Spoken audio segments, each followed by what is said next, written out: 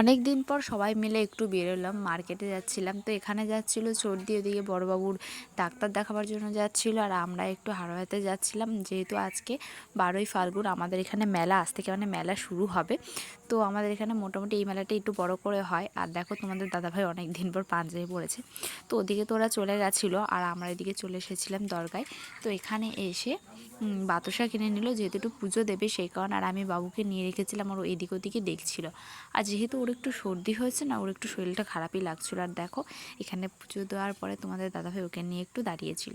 তারপর ওখান থেকে আমরা বেরিয়ে একটু বাইরে আসলাম, একটু বসে জল টল খেলাম, একটু রেস্ট করলাম। যেহেতু দুপুরের টাইমে গেছিলাম, ভালোই রোদ ছিল, আর ওরও রৌদ্র একটু অস্বস্তিকর লাগছিল। এখানে বসেছিলাম, ও বেশ ভালোই চুপচাপ করে বসেছিল। আর দেখো কি অবস্থা করছে, ক্যামেরার দিকে পুরো চলে আসছে আর দেখছে।